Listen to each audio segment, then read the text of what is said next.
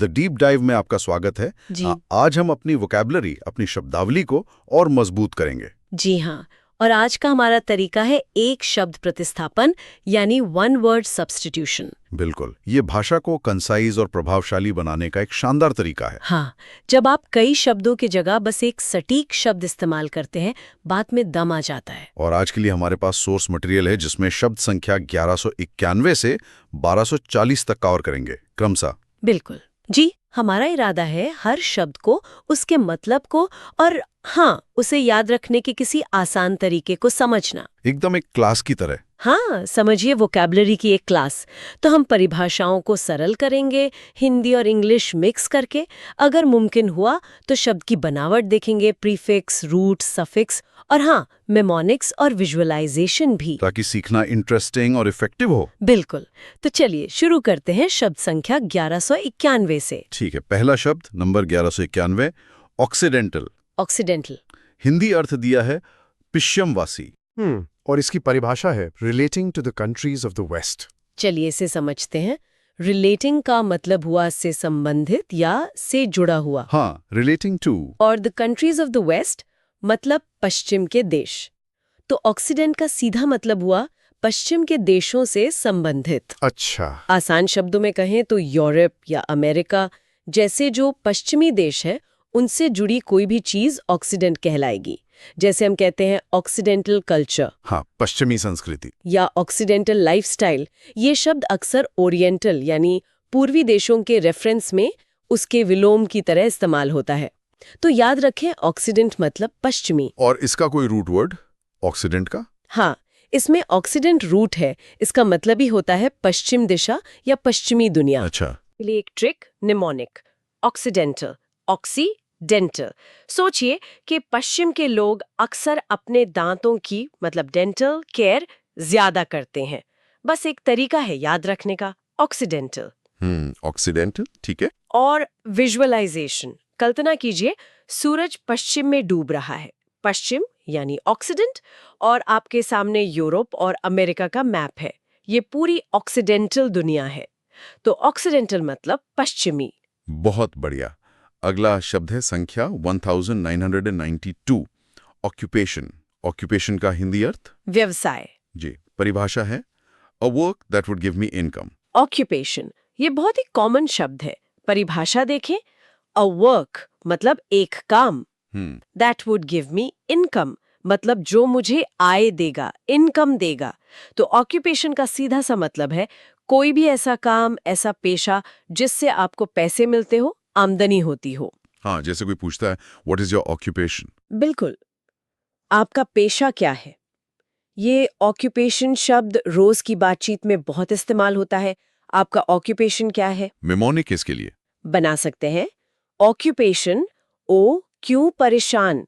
अरे भाई, ऑक्यूपेशन यानी कमाई वाला काम नहीं है, इसीलिए हाँ। परेशान। अच्छा। विजुअलाइजेशन, सोचिए कोई अपने ऑफिस में कंप्यूटर पे काम कर रहा है या कोई अपनी दुकान चला रहा है। ये सब उनका ऑक्यूपेशन है, वो अपने ऑक्यूपेशन में व्यस्त हैं। ठीक है, आगे बढ़ते हैं। संख्या 993, ऑक्टागन। हिंदी अर्थ है अष्टभुज। ऑक्टागन परिभाषा, ए जियोमेट्रिकल फिगर विथ 8 साइड्स। चलिए इसको तोड़ते हैं। ए जियोमेट्रिकल फिगर मतलब एक ज्यामितीय आकृति जी। विद 8 साइड्स यानी 8 भुजाओं वाली। तो ऑक्टागन एक ऐसी जियोमेट्रिकल फिगर है जिसकी 8 साइड्स होती हैं, अष्टभुज। इसमें ऑक्टा का मतलब 8 होगा? एकदम सही। ऑक्टागन में ऑक्टा रूट वर्ड है जिसका मतलब होता है 8, और गॉन का मतलब होता है कोणिया, भुजा। तो ऑक्टागन हुआ 8 भुजाओं वाली आकृति। निमोनिक तो सीधा है फिर। बहुत आसान, octa plus gon is equal to octagon. Visualisation, traffic signal पर लाल रंग का स्टॉप साइन दिखा है? हाँ, देखा है। वो अक्सर ऑक्टागन शेप का होता है। उसकी 8 भुजाएं होती हैं। वो ऑक्टागन का बढ़िया उदाहरण है। सही है। अगला है संख्या 1194, ऑक्टोजेनेरेरियन। हिंदी अर्थ 80 साल का बुढ़ा। ऑक्टोजेनेरियन परिभाषा, one who is 80 years old। यहाँ वन हु इज मतलब वो व्यक्ति जो, हाँ। 80 years old मतलब 80 साल का। तो ऑक्टोजेनेरियन वो व्यक्ति है जो 80 साल का हो चुका है, या समझिए 80 से 89 साल के बीच का। अच्छा, 80s में। जी, यहाँ फिर से ऑक्टो का मतलब 8 है। और ये जो जेनेरेरियन है, ये उम्र के दशक को बताता है। जैसे सेक्साजेनेरेरियन, सेप्टुअजेनेरेरियन। बिल्कुल, 60s वाले सेक्साजेनेरियन, 70s वाले सेप्चुअजेनेरियन और 80s वाले octogenarian. Mnemonic. Octo 8 plus genarian, generation जैसा। सोचिए 8वीं पीढ़ी जितना बूढ़ा, यानी 80 साल का ऑक्टोजेनेरियन। विजुअलाइजेशन। किसी बहुत बुजुर्ग व्यक्ति की कल्पना कीजिए जो अपना 80वां जन्मदिन मना रहे हैं। वो एक ऑक्टोजेनेरियन है। किसी ऑक्टोजेनेरियन से मिलना वाकई सम्मान की बात होती है। ठीक है। अब है 1195 ऑक्टोपस। ऑक्टोपस, हिंदी अर्थ अष्टभुज समुद्री जीव। हाँ, ऑक्टोपस। फिर से 8। परिभाषा। 8 आर्म्ड सी क्रीचर। परिभाषा देखें, 8 आर्म्ड मतलब 8 भुजाओं वाला। 8 हाथ वाला। हाँ, कह सकते हैं। सी क्रीचर मतलब समुद्री जीव। तो ऑक्टोपस एक समुद्री जीव है जिसकी 8 भुजाएं या टेंटिकल्स होते हैं। इसमें भी ऑक्टो मतलब 8। जी हाँ, ऑक्टो मतलब 8 और पस का मतलब होता है पैर या भुजा, फुट आर्म। तो ऑक्टोपस का शाब्दिक अर्थ हुआ 8 पैरों वाला। निमोनिक भी सीधा है, बिल्कुल। ऑक्टो प्लस पैर, ऑक्टोपस।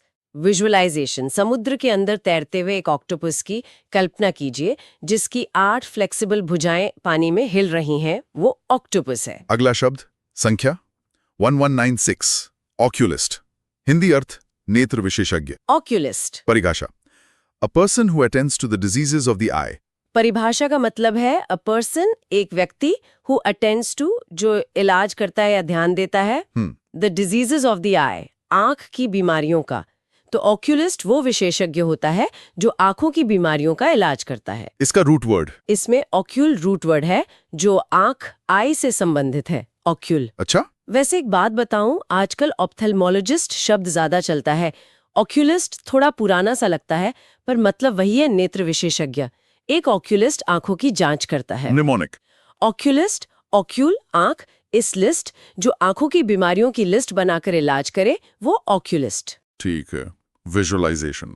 एक डॉक्टर को सोचिए जो मरीज की आंखों की जांच कर रहा है किसी मशीन से, वो एक ऑक्यूलिस्ट है। ऑक्यूलिस्ट का काम महत्वपूर्ण है। अगला है 1197 ओडिसी। ओडिसी, हिंदी अर्थ लंबी यात्रा। ओडिसी, ये बड़ा इंटरेस्टिंग शब्द है। परिभाषा, a long wandering or voyage usually marked by many changes of fortune. ये एक खास तरह की यात्रा है, ओडिसी। परिभाषा देखें, a long wandering of voyage मतलब एक लंबी भटकने वाली या समुद्री यात्रा। वॉन्डरिंग मतलब भटकना। हाँ, यूजुअली मार्क्ड बाय, यानी जिसकी विशेषता होती है मेनी चेंजेस ऑफ फॉर्चून, भाग्य के कई बदलावों की, मतलब जिसमें बहुत उतार चढ़ाव आए। अच्छा। तो ओडिसी एक ऐसी लंबी एडवेंचरस यात्रा होती है जिसमें बहुत मुश्किलें आती हैं, किस्मत बदलती रहती है, बहुत सारी अनएक्सपेक्टेड घटनाएं होती हैं। ये शब्द असल में ग्रीक कवि होमर के महाकाव्य ओडिसी से आया है। हाँ, जिसमें हीरो ओडिसीज की कहानी है। बिल्कुल। उसकी 10 साल लंबी मुश्किलों भरी घर वापसी की यात्रा, तो कोई भी लंबी, कठिन और घटनाओं से भरी यात्रा एक ओडिसी कहला सकती है। निमोनिक। ओडिसी, OGC, ओडिसी, समुद्र पर लंबी मुश्किल यात्रा, एक ओडिसी। बढ़िया। विजुअलाइजेशन। एक पुराना जहाज सोचिए, तूफानी समुद्र में सालों से भटक रहा है, कई खतरे झेल रहा है। ये एक सच्ची ओडिसी है। कहते हैं ना, जीवन भी एक ओडिसी है। बिल्कुल दिलचस्प। अगला शब्द 1198 ओन्यूमेनिया, हिंदी अर्थ मादक पेय के लिए एक असामान्य और अतृप्त लालसा। ओन्यूमेनिया। परिभाषा, ऑब्सेशन फॉर वाइन। छोटी सी परिभाषा है। ऑब्सेशन मतलब जुनून, धुन या कह लीजिए अत्यधिक लगाव। फॉर वाइन मतलब शराब के लिए। तो ओनियोमेनिया का मतलब है शराब के लिए एक तीव्र अनकंट्रोल जुनून या लत। ये नॉर्मल पसंद से बहुत ज्यादा है, एक तरह का पागलपन। इसका रूट क्या है? ओइनो। ओइनोमेनिया में ओइनो एक ग्रीक रूट वर्ड है जिसका मतलब वाइन, शराब होता है। और मेनिया का मतलब होता है पागलपन या जुनून। तो ओइनोमेनिया हुआ शराब का पागलपन। निमोनिक। ओइनो प्लस मेनिया, पागलपन बी पागलपन। Equal to oenomania. विजुअलाइजेशन। किसी ऐसे व्यक्ति की कल्पना करें जो हर वक्त बस शराब के बारे में सोचे, उसे पीने के लिए बेचैन रहे और बहुत ज्यादा पिए। ये ओइनोमेनिया की स्थिति हो सकती है। ठीक है। संख्या 1199। Off center. Off center Hindi अर्थ विकेंद्र। ऑफ सेंटर परिभाषा not quite coinciding with the central position. परिभाषा का मतलब है नॉट क्वाइट कोइंसाइडिंग, मतलब पूरी तरह से मेल नहीं खाना। कोइंसाइडिंग मतलब मेल खाना। हाँ, या एक ही जगह पर होना। विद द सेंट्रल पोजीशन, केंद्रीय स्थिति से। तो ऑफ सेंटर का सीधा मतलब है जो ठीक बीच में या केंद्र सेंटर में ना हो, केंद्र से थोड़ा हटकर। जैसे कोई तस्वीर दीवार पर। हाँ बिल्कुल। अगर तस्वीर ठीक बीच में ना होकर थोड़ी साइड में लगी है तो वो ऑफ सेंटर है।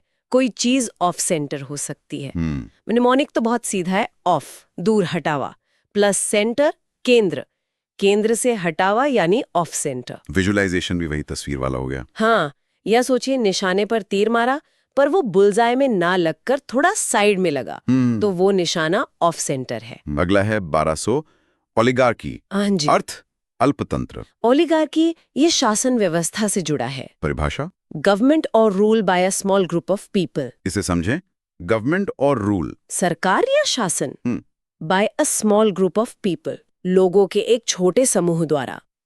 तो ओलिगार्की एक ऐसी गवर्नमेंट सिस्टम है जिसमें देश की पूरी पावर, पूरी सत्ता कुछ गिने चुने पावरफुल लोगों के हाथ में होती है। अच्छा, कुछ ही लोग। हाँ, ये अमीर लोग हो सकते हैं, सैनिक हो सकते हैं, या कोई खास वर्ग के लोग।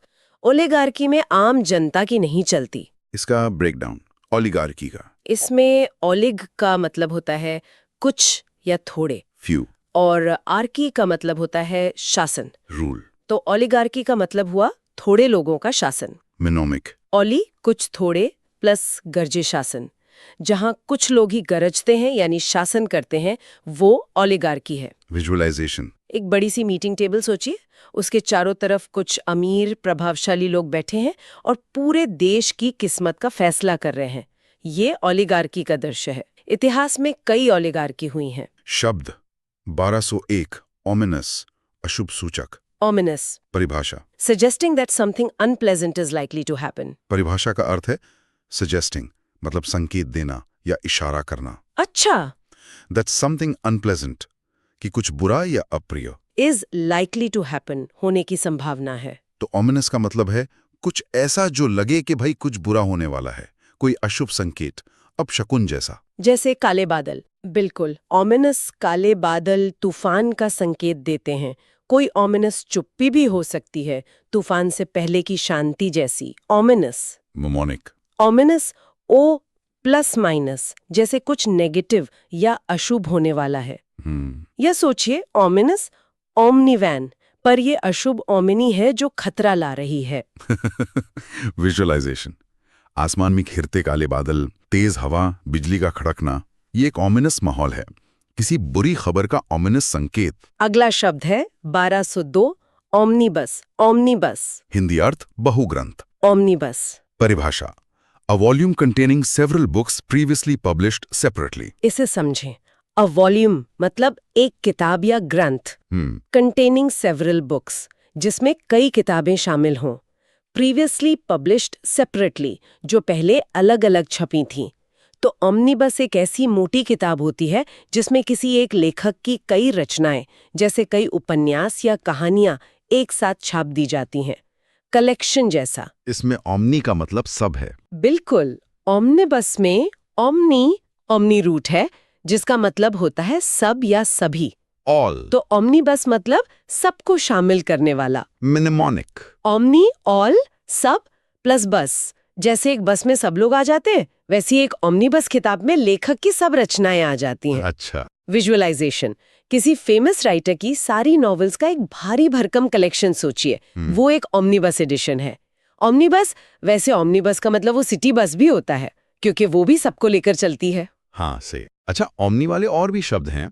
अगला है 1203 ओमनीपोटेंट। ओमनीपोटेंट। हाँ। ओमनी यानी सब, परिभाषा one who is all powerful. One who is, वो जो है, ऑल पावरफुल, सर्वशक्तिशाली, यानी जिसके पास सारी शक्ति हो।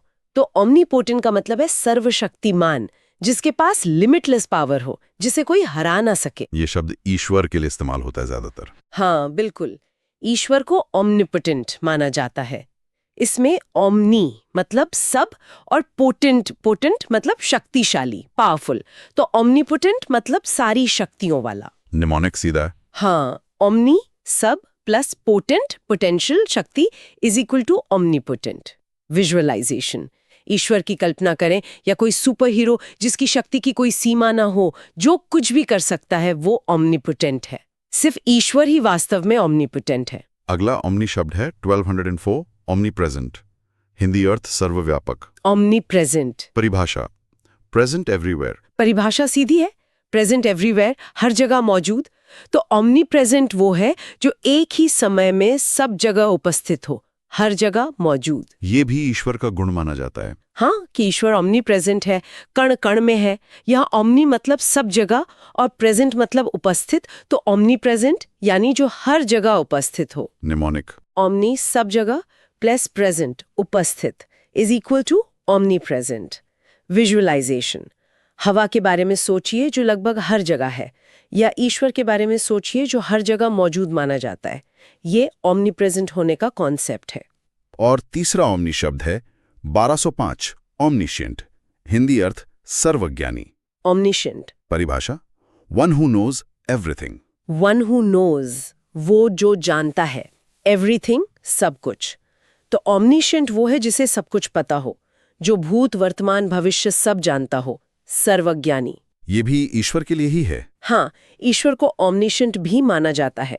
इसमें ओमनी मतलब सब और शिएंट ये साइंस जैसा है, मतलब जानना, नोइंग। तो ओमनिशेंट मतलब सब कुछ जानने वाला। Mnemonic omni plus scient. जी, ओमनी सब प्लस साइंस ज्ञान is equal to omniscient. Visualization, किसी परम ज्ञानी व्यक्ति या ईश्वर की कल्पना करें जिसे ब्रह्मांड के सारे रहस्य पता है, हर सवाल का जवाब मालूम है, वो ओमनिशेंट है।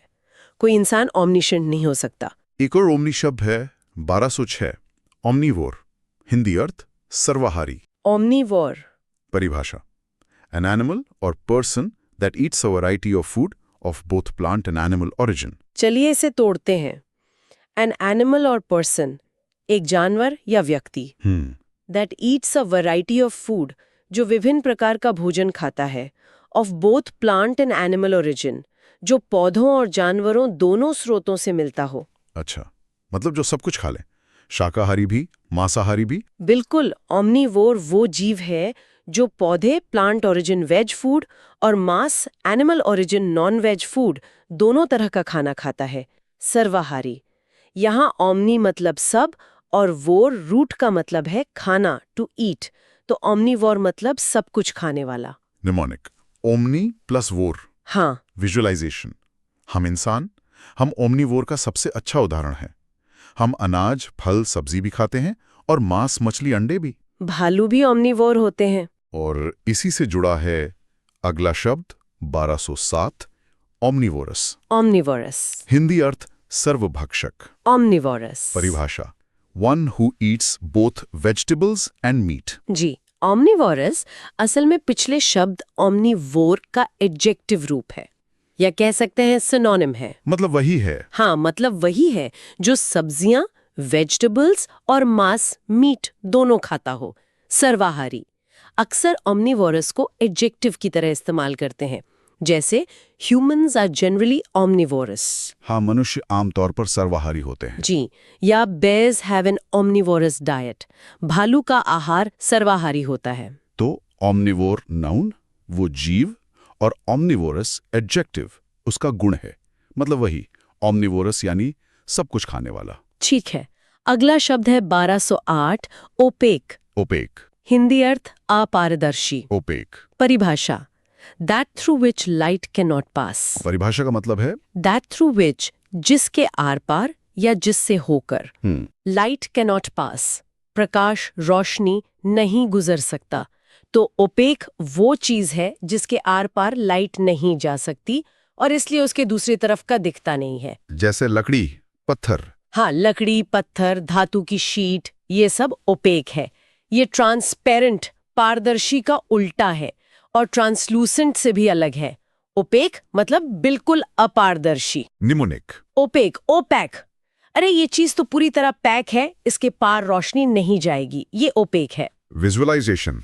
एक लकड़ी का मोटा दरवाजा सोचिए, आप उसके आर पार नहीं देख सकते, वो ओपेक है।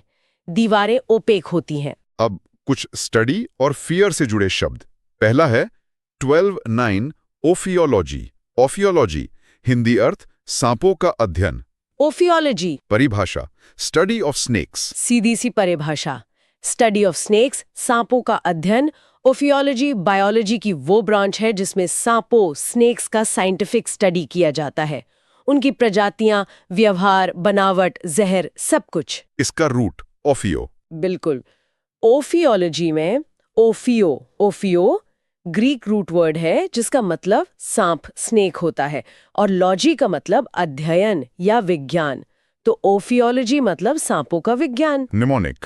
ओफियो plus logy, study is equal to ophiology. Visualization. किसी साइंटिस्ट को जंगल में दूरबीन से सांपों को देखते हुए सोचिए, या लैब में उनकी रिसर्च करते हुए, वो ओफियोलॉजी में काम कर रहा है। ये एक ओफियोलॉजी एक्सपर्ट है। और अगर किसी को सांपों से डर लगता हो तो शब्द 1210 ओफियोफोबिया, हिंदी अर्थ सांप का डर। ओफियोफोबिया, हाँ, ये डर से जुड़ा है। परिभाषा fear of snakes. Fear of snakes, सांपों से डर।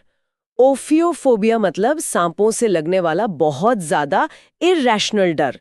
ये नॉर्मल डर से कहीं ज्यादा होता है, एक तरह का फोबिया है। इसमें भी ओफियो है। हाँ, ओफियो मतलब सांप और फोबिया का मतलब होता है अतार्किक डर। तो ओफियोफोबिया मतलब सांपों का phobia. Mnemonic ophio plus phobia. जी। विजुअलाइजेशन। किसी व्यक्ति की कल्पना करें जो टीवी पर भी सांप देखकर डर के मारे चीख पड़े या कांपने लगे, उसे ओफियोफोबिया हो सकता है। काफी लोगों को ओफियोफोबिया होता है। आंखों के डॉक्टर के लिए एक और शब्द 1211 ऑप्थेल्मोलॉजिस्ट, हिंदी अर्थ नेत्र विशेषज्ञ। ऑप्थेल्मोलॉजिस्ट, हाँ, ये थोड़ा मुश्किल शब्द है बोलने में। परिभाषा a doctor who specialises in the diseases of the eyes. हमने पहले ऑक्यूलिस्ट देखा था। ये ऑप्थेल्मोलॉजिस्ट उससे ज्यादा स्पेसिफिक और मॉडर्न शब्द है। परिभाषा एक डॉक्टर हु स्पेशलाइजेज, जो विशेषज्ञता रखता है, in the diseases of the eyes, आंखों की बीमारियों में। तो ऑप्थेल्मोलॉजिस्ट आंखों का एक स्पेशलिस्ट डॉक्टर होता है जो आंखों की हर तरह की बीमारी का डायग्नोसिस, ट्रीटमेंट और सर्जरी करता है। Eye surgeon. ऑप्थेल्मोलॉजिस्ट ज्यादा स्पेशलाइज्ड। हाँ, ऑक्यूलिस्ट पुराना शब्द है, जबकि ऑफ्थैल्मोलॉजिस्ट ज्यादा सटीक और कॉमन है आजकल। यहाँ ऑफ्थैल्मो आंख से जुड़ा रूट वर्ड है और लॉजिस्ट मतलब विशेषज्ञ। निमोनिक। ऑफ्थैल्मोलॉजिस्ट शब्द ही इतना लंबा और मुश्किल है जैसे आंखों का इलाज।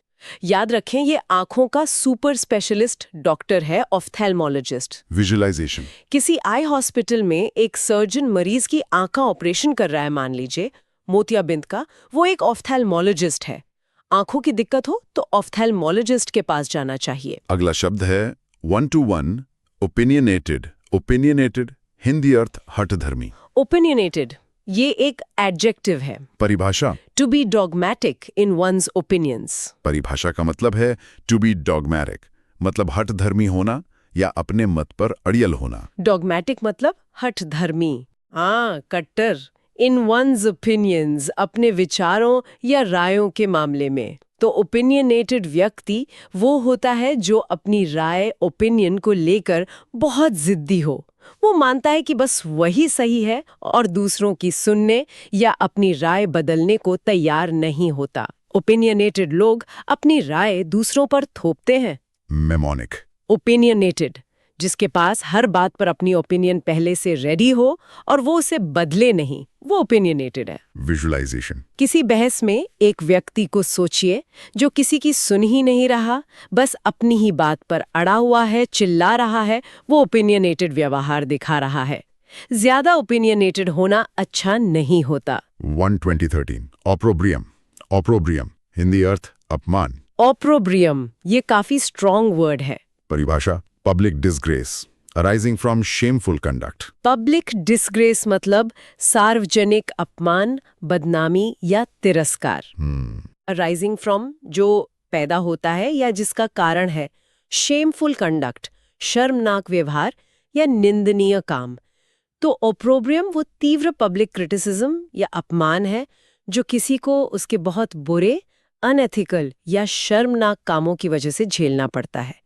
गहरा तिरस्कार। मेमोनिक। ओप्रोब्रियम ओ प्रॉब्लम ओ प्रॉब्लम। कोई शर्मनाक काम करके बड़ी प्रॉब्लम में फंस गया और उसे जनता का ओप्रोब्रियम झेलना पड़ रहा है। विजुअलाइजेशन। किसी बड़े नेता या ऑफिसर का सोचिए जिसका कोई बड़ा स्कैंडल सामने आ गया है। अब मीडिया और लोग उसकी कड़ी निंदा कर रहे हैं, उसका पब्लिक में अपमान हो रहा है, वो व्यक्ति ओप्रोब्रियम का सामना कर रहा है।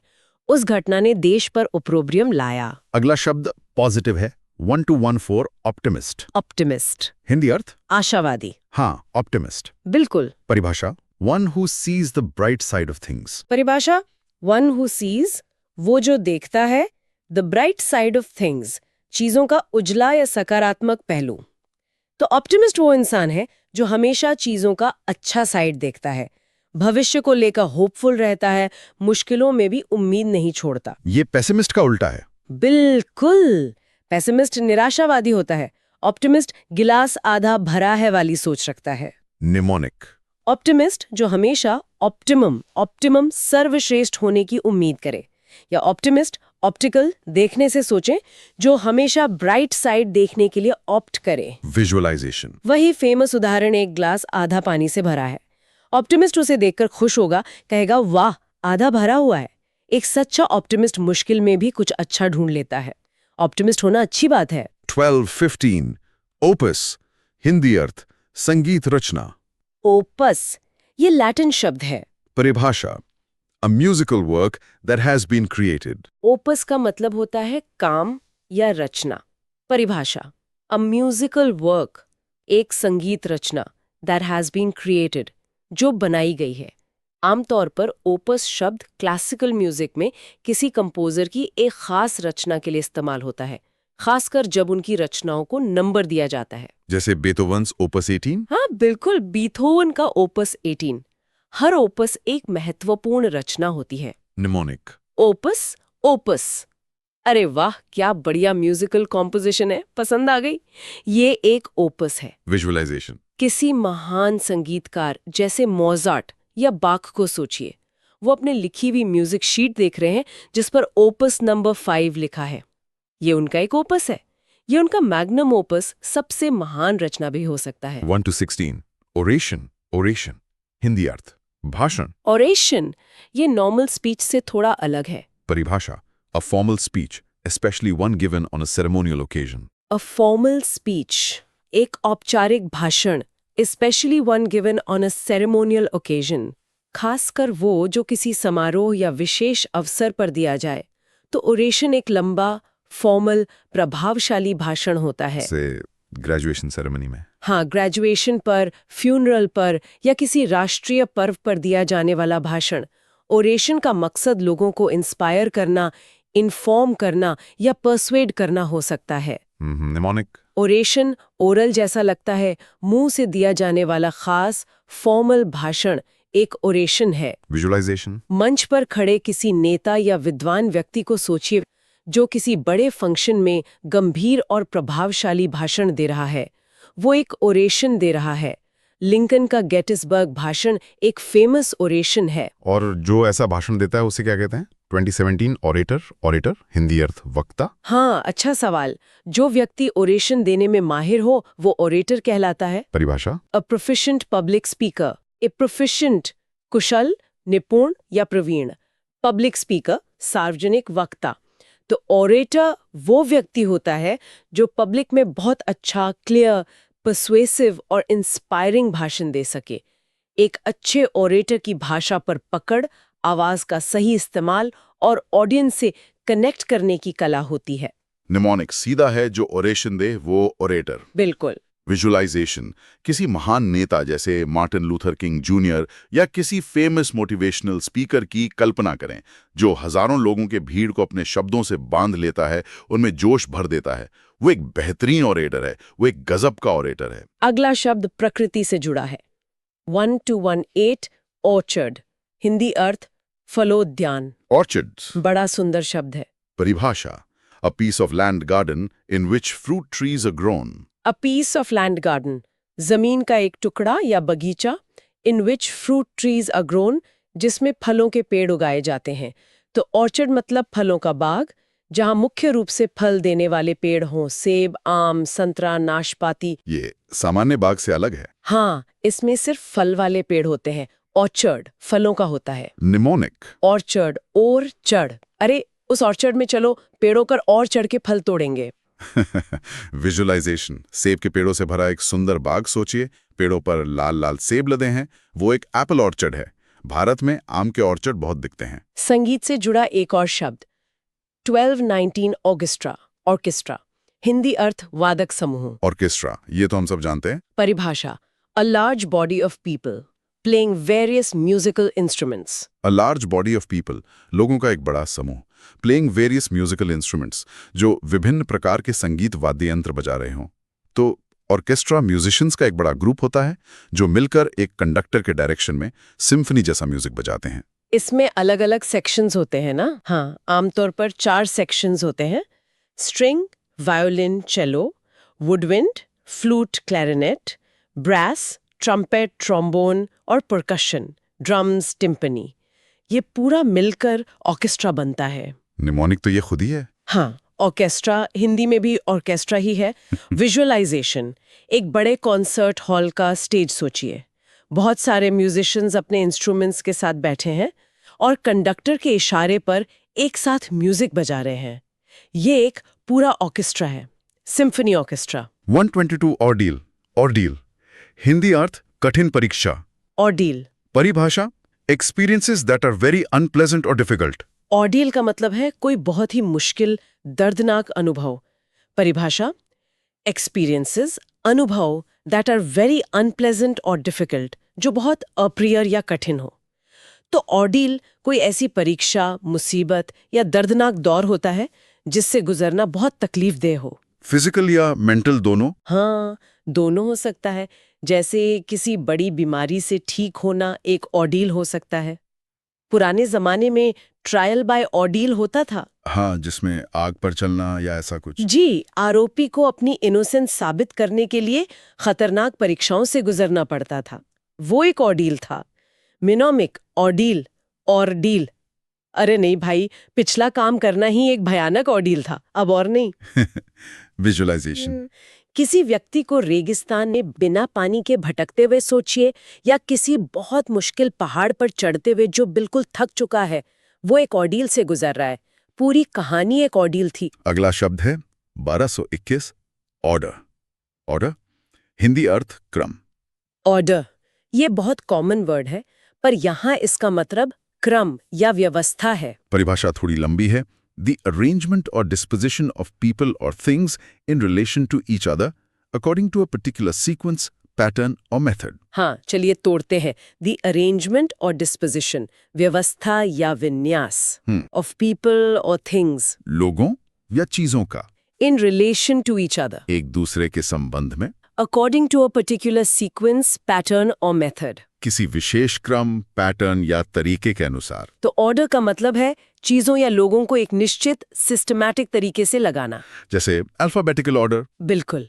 या सैनिकों का परेड में खास ऑर्डर में खड़ा होना, इस ऑर्डर से चीजें ऑर्गेनाइज्ड रहती हैं। मोनोमिनिक ऑर्डर, यह हिंदी में भी ऑर्डर या क्रम के लिए यूज होता है, जैसे सही ऑर्डर में लगाओ। विजुअलाइजेशन: लाइब्रेरी में किताबों को सब्जेक्ट के ऑर्डर में शेल्फ पर रखा देखें, या बच्चों को हाइट के ऑर्डर में लाइन में खड़ा देखें।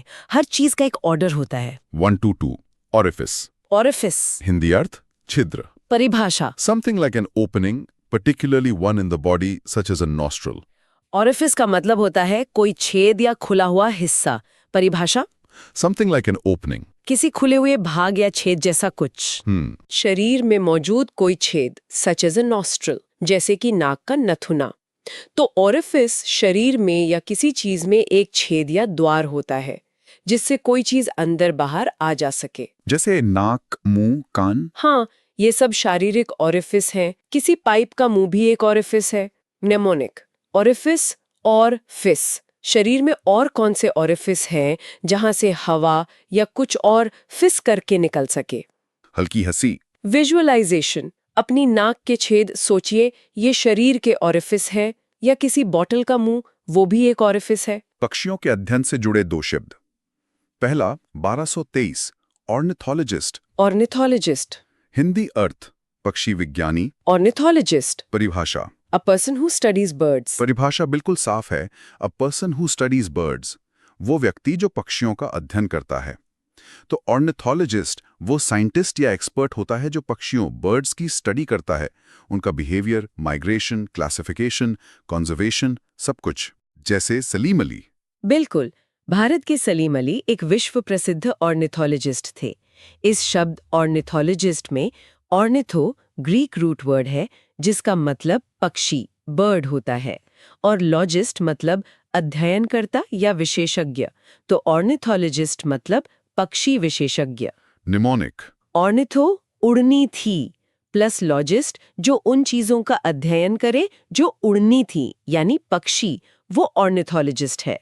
विजुअलाइजेशन, किसी व्यक्ति को जंगल में दूरबीन और नोटबुक लेकर चुपचाप बैठे हुए सोचिए, पक्षियों को ध्यान से देख रहा है और नोट्स बना रहा है, वो एक ऑर्निथोलॉजिस्ट है, एक समर्पित ऑर्निथोलॉजिस्ट। और इस स्टडी को क्या कहते हैं? 1224 ऑर्निथोलॉजी, हिंदी अर्थ पक्षी विज्ञान। ऑर्निथोलॉजी, जैसे ऑर्निथोलॉजिस्ट विशेषज्ञ है, वैसे ही ऑर्निथोलॉजी वो विज्ञान है। परिभाषा, the scientific study of birds. The scientific study of birds, हाँ। पक्षियों का वैज्ञानिक अध्ययन। हाँ। तो ऑर्निथोलॉजी जूलॉजी की वो ब्रांच है जिसमें बर्ड्स की सिस्टमैटिक और साइंटिफिक स्टडी की जाती है। इसमें पक्षियों से जुड़ी हर बात आ जाती है। रूट वर्ड वही है। हाँ, ऑर्निथो मतलब पक्षी और लॉजी मतलब अध्ययन या विज्ञान, तो ऑर्निथोलॉजी मतलब पक्षी विज्ञान। मिमोनिक, ऑर्निथो पक्षी plus logy study science is equal to ornithology. Visualisation, पक्षियों पर लिखी मोटी-मोटी साइंटिफिक किताबें सोचिए, जिनमें उनके चित्र, उनके माइग्रेशन के मैप, घोंसलों की जानकारी हो, ये सब ऑर्निथोलॉजी का हिस्सा है। ऑर्निथोलॉजी एक फैसिनेटिंग सब्जेक्ट है। अगला शब्द है 1225 ऑर्फन। ऑर्फन का हिंदी अर्थ अनाथ। ऑर्फन, दुखद शब्द है ये। परिभाषा, a child whose parents are dead. A child, एक बच्चा, हुज पेरेंट्स आर डेड, जिसके माता पिता मर चुके हों। तो ऑर्फन वो बच्चा होता है जिसके माँ और बाप दोनों नहीं रहे हों और उसकी देखभाल करने वाला कोई ना हो। ऑर्फन बच्चों को सहारे की जरूरत होती है। निमोनिक, ऑर्फन और फन नहीं, माता पिता के बिना जीवन में फन कम हो जाता है। ये बस याद रखने के लिए एक इमोशनल ट्रिक है। विजुअलाइजेशन, एक अकेले छोटे बच्चे की कल्पना करें जो उदास बैठा है, जिसके माता पिता नहीं है, वो एक ऑर्फन है। दुनिया में बहुत से ऑर्फन बच्चे हैं। और ऐसे बच्चों के रहने की जगह 1226 ऑर्फनेज। ऑर्फनेज हिंदी अर्थ अनाथालय। हाँ, ऑर्फन बच्चों के लिए ऑर्फनेज। परिभाषा, a public institution for the care and protection of children without parents. A public institution, एक सार्वजनिक संस्थान, for the care and protection, देखभाल और सुरक्षा के लिए, ऑफ चिल्ड्रन विदाउट पेरेंट्स, बिना माता पिता के बच्चों के लिए। तो ऑर्फनेज वो जगह या संस्थान होती है जहां अनाथ या ऑर्फन बच्चों को रहने, खाने, पढ़ने और देखभाल की फैसिलिटी मिलती है, उनका घर जैसा। निमोनिक सीधा है। हाँ, ऑर्फन प्लस एज, अनाथों के रहने की जगह ऑर्फनेज। विजुअलाइजेशन, एक बड़ी बिल्डिंग सोचिए जहां बहुत सारे बच्चे एक साथ रहते हैं, खेलते हैं, पढ़ते हैं और केयरटेकर्स उनकी देखभाल करते हैं, वो एक ऑर्फनेज है। कई एनजीओज ऑर्फनेज चलाते हैं। 1227 ऑर्थोडॉक्स, हिंदी अर्थ रूढ़िवादी। ऑर्थोडॉक्स, परिभाषा, a person holding conventional beliefs specially in matter of religion. Orthodox मतलब पारंपरिक मान्यताओं को मानने वाला। परिभाषा में कन्वेंशनल बिलीफ्स कहा गया है। कन्वेंशनल मतलब पारंपरिक या प्रथागत। अच्छा, तो a person holding conventional beliefs, वो व्यक्ति जो पारंपरिक मान्यताओं को मानता हो, especially in matter of religion, खासकर धर्म के मामले में। तो ऑर्थोडॉक्स व्यक्ति वो होता है जो पुरानी एस्टैब्लिश्ड मान्यताओं, परंपराओं को खासकर रिलीजियस मामलों में बिना सवाल किए सख्ती से मानता है, बदलाव को आसानी से एक्सेप्ट नहीं करता। ऑर्थोडॉक्स मतलब परंपरावादी या रूढ़िवादी। इसका रूट ऑर्थो, हाँ, ऑर्थो का मतलब होता है सीधा या सही। स्ट्रेट, हाँ, और डॉक्स का मतलब होता है मत या विचार। ओपिनियन, बिलीफ, तो ऑर्थोडॉक्स मतलब सीधे पारंपरिक मत वाला। निमोनिक, ऑर्थो सीधा प्लस डॉक्स डॉक्टर जैसा सख्त नियम मानने वाला, जो पुराने सीधे साधे विचारों और नियमों पर चले, is equal to orthodox. Visualisation, किसी ऐसे बुजुर्ग व्यक्ति को सोचें जो पीढ़ी दर पीढ़ी चली आ रही धार्मिक रीतियों का बिल्कुल सख्ती से पालन करते हैं और किसी भी चेंज का विरोध करते हैं। वो ऑर्थोडॉक्स विचारों वाले हैं। ऑर्थोडॉक्स चर्च भी होते हैं। मेडिकल फील्ड से जुड़ा एक शब्द 1228 ऑर्थोपीडिक्स, हिंदी अर्थ हड्डी रोग विज्ञान। ऑर्थोपीडिक्स, परिभाषा The area of medicine that treats illnesses of bone. Orthopedics medical science की एक ब्रांच है।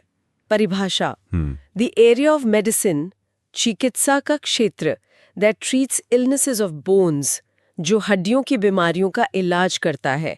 तो ऑर्थोपीडिक्स वो ब्रांच है जो हड्डियों, बोन्स, जोड़ों, जॉइंट्स, मांसपेशियां, मसल्स, लिगामेंट्स, टेंडन से जुड़ी प्रॉब्लम्स, इंजरीज और डिजीजेस की स्टडी और ट्रीटमेंट करती है। जैसे हड्डी टूटना। हाँ, टूटी हड्डियों को जोड़ना, जॉइंट रिप्लेसमेंट, ये सब ऑर्थोपीडिक्स में आता है। ऑर्थो मतलब सीधा करना या सही करना, और पेड का संबंध बच्चों से था ओरिजिनली, बच्चों की डिफॉर्मिटीज ठीक करना। पर अब ऑर्थोपीडिक्स पूरे मस्क्यूलोस्केलेटल सिस्टम के साइंस के लिए यूज होता है। मेमोनिक, ऑर्थो सीधा करना प्लस पीडिक्स पैर जैसा समझ लें, टेढ़ी मेढ़ी हड्डियों शरीर को सीधा करने वाला विज्ञान, ऑर्थोपीडिक्स। विजुअलाइजेशन, किसी डॉक्टर को एक्सरे फिल्म देखते हुए सोचें जिसमें टूटी हड्डी दिख रही है, या किसी के घुटने की जांच करते हुए, ये सब ऑर्थोपीडिक्स का काम है। ऑर्थोपीडिक्स डिपार्टमेंट हर बड़े हॉस्पिटल में होता है। और इस विभाग के डॉक्टर को क्या कहेंगे? 1229 ऑर्थोपीडिस्ट। ऑर्थोपीडिस्ट हिंदी अर्थ हड्डियों का डॉक्टर। हाँ, जो ऑर्थोपीडिक्स का स्पेशलिस्ट हो वो ऑर्थोपीडिस्ट कहलाता है। परिभाषा doctor who deals with bone problems. Doctor who deals with bone problems, वो डॉक्टर जो हड्डियों की समस्याओं से डील करता है, यानी उनका इलाज करता है। तो ऑर्थोपीडिस्ट या ऑर्थोपेडिक सर्जन वो डॉक्टर है जो हड्डियों, जोड़ों और मांसपेशियों की चोटों और बीमारियों का विशेषज्ञ है। निमोनिक, सीधा है। हाँ, जो ऑर्थोपेडिक्स जानता है वो ऑर्थोपीडिस्ट है। विजुअलाइजेशन किसी डॉक्टर को मरीज के पैर या हाथ में लगे प्लास्टर को चेक करते हुए देखें, वो एक ऑर्थोपीडिस्ट है। हड्डी टूटने पर ऑर्थोपीडिस्ट के पास जाते हैं। 1230 ऑसिफाई। ऑसिफाई हिंदी अर्थ हड्डी बनना, कठोर हो जाना। ऑसिफाई ये एक वर्ब है। हाँ, परिभाषा मेक और बिकम लाइक अ बोन। मेक और बिकम बनाना या बन जाना। हाँ, लाइक अ बोन हड्डी जैसा। तो ऑसिफाई का लिटरल मीनिंग है हड्डी में बदलना या हड्डी जैसा कठोर और मजबूत हो जाना। जैसे बच्चों की हड्डियां। हाँ, जैसे बच्चों की नरम कार्टिलेज धीरे धीरे ऑसिफाई होकर हड्डी बन जाती हैं। लेकिन इसका फिगरेटिव मतलब भी है। जब किसी के विचार, नियम या एटीट्यूड समय के साथ बहुत रिजिड, इनफ्लेक्सिबल और कठोर हो जाते हैं, तो कहते हैं कि वे ऑसिफाई हो गए। अच्छा, विचारों का कठोर होना भी ऑसिफाई है? हाँ, OS रूट वर्ड हड्डी, बोन से संबंधित है, और ईफाई सफिक्स का मतलब है बनाना या हो जाना। तो ऑसिफाई मतलब हड्डी बनना या बनाना। मिनोमिनिक, ऑसिफाई ऑफिस फाइल। सोचो ऑफिस की पुरानी फाइल्स पड़ी पड़ी हड्डी जैसी सख्त ऑसिफाई हो गई, या किसी के विचार ऑसिफाई हो गए मतलब पत्थर जैसे इनफ्लेक्सिबल हो गए। विजुअलाइजेशन छोटे बच्चे की नरम खोपड़ी के हड्डियों का धीरे धीरे जुड़कर सख्त होना सोचें, ये हड्डियां ऑसिफाई हो रही हैं। या किसी पुरानी संस्था के नियम सोचें जो इतने कठोर हो गए हैं कि बदल ही नहीं सकते, वे नियम ऑसिफाई हो गए हैं। एक पुराना शब्द 1231 ऑस्लर हिंदी अर्थ घोड़ों की देखभाल करने वाला। ऑस्लर आजकल कम सुनने को मिलता है ये। परिभाषा a person who looks after horses at an inn. A person who looks after वो व्यक्ति जो देखभाल करता है हॉर्सेस घोड़ों की, एट एन इन किसी सराय या धर्मशाला में। तो ऑस्लर पुराने जमाने में उस व्यक्ति को कहते थे जो सराय या होटल में रुकने वाले ट्रैवलर्स के घोड़ों की देखभाल करता था। चारा पानी देना, साफ करना। गाड़ियों के आने से ये काम खत्म हो गया। हाँ, लगभग। निमोनिक, ऑस्लर, हॉर्सलर जैसा घोड़ों वाला आदमी, या हॉस्टेलर जैसा साउंड, पुराने हॉस्टल इन में घोड़ों की देखभाल करने वाला ऑस्लर। विजुअलाइजेशन। किसी पुरानी फिल्म का सीन सोचिए। सराय के बाहर एक आदमी यात्री के घोड़े की लगाम पकड़ रहा है, उसे अस्तबल ले जा रहा है। वो ऑस्टलर है। 1232 ऑस्ट्रोसाइज। ऑस्ट्रोसाइज हिंदी अर्थ निष्कासित करना। ऑस्ट्रोसाइज। परिभाषा टू बैनिश और turn out of society and fellowship. Ostracise करने का मतलब है किसी को समाज या ग्रुप से बाहर निकाल देना, उसका बहिष्कार करना। परिभाषा टू बैनिश और टर्न आउट, निर्वासित कर देना या बाहर निकाल देना, ऑफ सोसाइटी एंड फेलोशिप, समाज और संगति, साथी समूह से। तो ऑस्ट्रोसाइज करना मतलब किसी का सोशल बॉयकॉट करना, उसे अपने ग्रुप, कम्युनिटी या सोसाइटी से बिल्कुल अलग थलग कर देना, उससे बातचीत बंद कर देना। ग्रीस में होता था ये ऑस्ट्रिसिज्म। हाँ, प्राचीन ग्रीस में ऑस्ट्रिसिज्म एक प्रोसेस था जिसमें किसी सिटीजन को वोट करके शहर से निकाल दिया जाता था। मिमोनिक, ऑस्ट्रोसाइज, एक्स्ट्रासाइज। अरे तुम्हारा साइज एक्स्ट्रा है, ग्रुप में फिट नहीं होते, तुम्हें ऑस्ट्रोसाइज किया जाता है।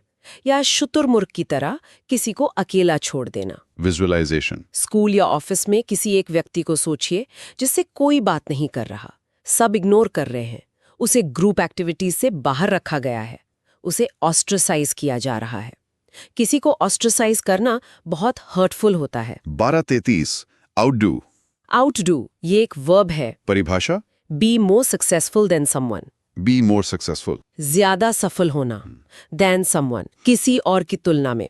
तो आउटडू करने का मतलब है किसी दूसरे से किसी काम या कंपटीशन में बेहतर परफॉर्म करना, उससे आगे निकल जाना, उसे पीछे छोड़ देना। जैसे एक कंपनी दूसरी को। हाँ, एक कंपनी सेल्स में अपनी कॉम्पिटिटर कंपनी को आउटडू कर सकती है। निमोनिक, आउट बाहर, आगे प्लस डू करना, किसी से आगे का या बेहतर काम करना, आउटडू। विजुअलाइजेशन। एक रेस में दो रनर्स को देखें, एक अपनी पूरी जान लगाकर दूसरे को पीछे छोड़ देता है और आगे निकल जाता है, वो उसे आउटडू कर रहा है। उसने अपने पिछले रिकॉर्ड को भी आउटडू किया। 1 2 3 4 आउटलैंडिश। आउटलैंडिश। हिंदी अर्थ विचित्र। परिभाषा लुकिंग और sounding foreign, bizarre, strange, unfamiliar. Outlandish मतलब कुछ बहुत ही अजीब, अनोखा। परिभाषा लुकिंग और साउंडिंग, दिखने या सुनने में, फॉरेन, विदेशी या अजनबी, बिजार, बहुत अजीब, स्ट्रेंज, विचित्र, अनफेमिलियर, अपरिचित। तो आउटलैंडिश एडजेक्टिव किसी ऐसी चीज, व्यक्ति, पहनावे या विचार के लिए यूज होता है जो बहुत अनयूजुअल, वियर्ड या बिजार लगे, जो हमारी जानी पहचानी दुनिया से बिल्कुल अलग लगे। जैसे आउटलैंडिश कपड़े। हाँ, आउटलैंडिश कपड़े या आउटलैंडिश कहानी।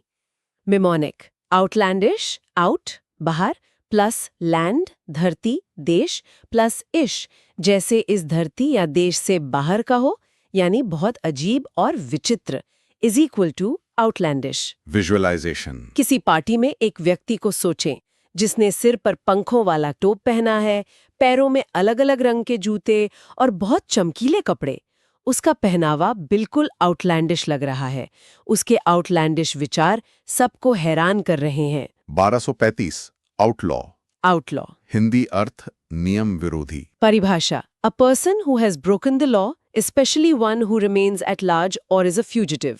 आउटलॉ का मतलब होता है कानून तोड़ने वाला, भगोड़ा, अपराधी। परिभाषा a person who has broken the law, व्यक्ति जिसने कानून तोड़ा हो, specially one who remains at large, खासकर वो जो पकड़ से बाहर हो, और इज अ फ्यूजिटिव या भगोड़ा हो। तो आउटलॉ वो क्रिमिनल होता है जिसे कानून का प्रोटेक्शन नहीं मिलता और जो लॉ से भागा हुआ होता है। जैसे पुरानी वेस्टर्न फिल्मों के डाकू। बिल्कुल, उन डाकुओं और लुटेरों को आउटलॉ कहा जाता था।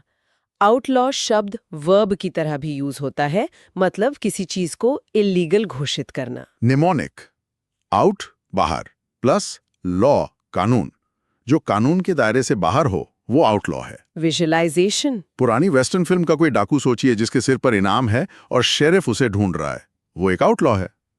रॉबिन हुड एक फेमस आउटलॉ था। 1236 आउटरीच। हिंदी अर्थ पहुंच, आउटरीच। परिभाषा इन्वॉल्वमेंट विद और influence in the community. Outreach का मतलब है लोगों तक पहुंचना और उनसे जुड़ना। परिभाषा इन्वॉल्वमेंट विद, भागीदारी या जुड़ाव, और इन्फ्लुएंस इन, या प्रभाव, दी कम्युनिटी। समुदाय में। तो आउटरीच किसी ऑर्गेनाइजेशन या इंस्टीट्यूशन द्वारा कम्युनिटी के लोगों तक, खासकर नीडी लोगों तक, अपनी सर्विसेज, हेल्प या इंफॉर्मेशन पहुंचाने की कोशिश है। जैसे कोई हेल्थ कैंप लगाना। हाँ बिल्कुल, आउटरीच का मकसद लोगों से कनेक्ट करना, उनकी मदद करना और अवेयरनेस फैलाना होता है। स्वास्थ्य सेवाओं का आउटरीच कार्यक्रम, मेमोनिक, आउट प्लस रीच, संस्था से बाहर निकलकर कम्युनिटी तक पहुंचना, is equal to outreach. Visualisation किसी एनजीओ के वर्कर्स की टीम को किसी दूर गांव में जाकर लोगों को फ्री मेडिकल एडवाइस या एजुकेशनल मटेरियल देते हुए देखें। ये उनका आउटरीच प्रोग्राम है। कंपनी ने अपना आउटरीच बढ़ाया है। 1237 ओवरलुक। ओवरलुक। हिंदी अर्थ अनदेखी करना। ओवरलुक, इसके कई मतलब हैं। परिभाषा fail to notice, ignore, condone, an offence etcetera. हाँ, 3 बातें हैं। फेल टू नोटिस, ध्यान न दे पाना, नजर से चूक जाना। इग्नोर, जानबूझकर नजरअंदाज करना, अनदेखा करना। कंडोन एन ऑफेंस एक्सेट्रा, किसी गलती या अपराध को माफ कर देना या उस पर ध्यान न देना। अच्छा, तो गलती से चूक जाना या जानबूझकर अनदेखा करना। हाँ, दोनों मतलब हो सकते हैं। जैसे प्रूफ रीडिंग में गलती ओवरलुक हो गई गलती से, या बॉस में एक छोटी गलती ओवरलुक कर दी जानबूझकर। इसका एक और मतलब है किसी ऊंची जगह से नीचे का नजारा देखना, जैसे बैल्कनी घाटी को ओवरलुक करती है। मेनोमिक। ओवर, ऊपर से, प्लस लुक, देखना, किसी चीज के ऊपर ऊपर से देख लेना, ध्यान न देना, यानी ओवरलुक कर देना। विजुअलाइजेशन एक टीचर स्टूडेंट की कॉपी चेक कर रहा है और जल्दी में एक छोटी स्पेलिंग मिस्टेक को ओवरलुक कर देता है, या मैनेजर अपने अच्छे एम्प्लॉय की एक छोटी सी देर को ओवरलुक कर देता है। इन गलतियों को ओवरलुक नहीं करना चाहिए। 1238 ओवरवेल्म। ओवरवेल्म हिंदी अर्थ भावनाओं से अभिभूत होना। ओवरवेल्म, ये वर्ब है। परिभाषा have a strong emotional effect on. Overwhelm होने का मतलब है किसी भावना या स्थिति से पूरी तरह प्रभावित हो जाना, अभिभूत हो जाना। परिभाषा have a strong emotional effect on, किसी पर गहरा भावनात्मक प्रभाव डालना। मतलब किसी इमोशन जैसे खुशी, दुख, डर या सिचुएशन जैसे काम का बोझ से इतना ज्यादा भर जाना या दब जाना कि आप नॉर्मल ना रह पाएं। ये पॉजिटिव और नेगेटिव दोनों हो सकता है। हाँ बिल्कुल, ओवरवेल्म्ड विद जॉय, खुशी से अभिभूत, या ओवरवेल्म्ड बाय वर्क, काम के बोझ से दबा हुआ। निमोनिक, ओवर बहुत ज्यादा, प्लस वेल्म आ जाना, ढक लेना, भावनाओं या काम का बहुत ज्यादा हावी हो जाना, इक्वल्स टू ओवरवेल्म। विजुअलाइजेशन किसी को अचानक बड़ी लॉटरी जीतने की खबर मिले और वो खुशी और हैरानी से रोने लगे, वो भावनाओं से ओवरवेल्म हो गया है। या एग्जाम से पहले बहुत सारा सिलेबस देखकर स्टूडेंट ओवरवेल्म फील कर सकता है।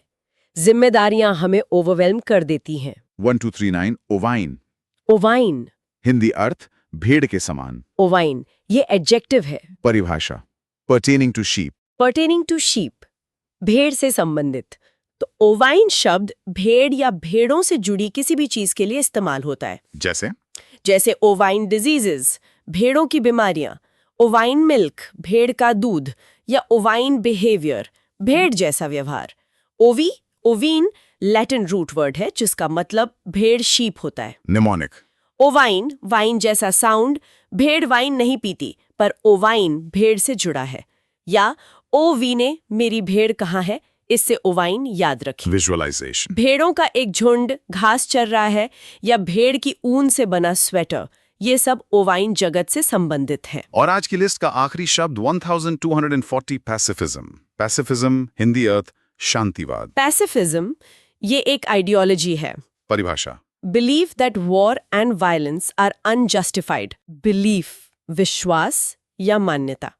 दैट वॉर एंड वायलेंस की युद्ध और हिंसा आर अनजस्टिफाइड, अनुचित हैं, उन्हें सही नहीं ठहराया जा सकता। तो पैसिफिज्म वो सिद्धांत या विश्वास है जो मानता है कि किसी भी हालत में झगड़े सुलझाने के लिए वॉर और वायलेंस का इस्तेमाल बिल्कुल गलत है। इसके मानने वाले शांति में विश्वास रखते हैं। हाँ, पैसिफिज्म के अनुयायी पैसिफिस्ट्स पीसफुल तरीकों, बातचीत और नॉन कोऑपरेशन में यकीन रखते हैं। पैसी रूट वर्ड शांति पीस से जुड़ा है, जैसे पैसिफिक ओशन। और इज्म मतलब वाद या विचारधारा, तो पैसिफिज्म मतलब शांतिवाद। निमोनिक सीधा है। Paci plus ism is equal to pacifism. Visualization, लोगों के एक समूह को सोचिए जो हाथों में शांति के सिंबल जैसे सफेद झंडे लेकर वॉर के खिलाफ नारे लगा रहे हैं या साइलेंट प्रोटेस्ट कर रहे हैं। वे पैसिफिज्म के सिद्धांत को फॉलो कर रहे हैं। महात्मा गांधी पैसिफिज्म के बड़े समर्थक थे। तो ये थे आज के हमारे 50 शब्द, संख्या 1191 से 1240 तक। उम्मीद है इस तरह हर शब्द को डिटेल में समझने में मदद मिली होगी। हाँ, कोशिश तो यही थी कि हर शब्द की डेफिनेशन, उसके रूट्स और याद रखने के तरीके सब क्लियर हों। वोकैबुलरी बनाने के लिए रेगुलर रिवीजन और यूसेज बहुत ज़रूरी है। बिल्कुल। और जाते जाते सुनने वालों के लिए एक सवाल, आज सीखे गए शब्दों में से कौन सा शब्द उन्हें सबसे ज्यादा इंटरेस्टिंग या यूजफुल लगा और क्यों? इस पर सोचना भी लर्निंग प्रोसेस का हिस्सा है। सही कहा। अगली बार हम वोकैबुलरी के इस सफ़र को और आगे बढ़ाएंगे। तब तक सीखते रहें और प्रैक्टिस करते रहें। Please subscribe to the channel and please like the video. Thank you.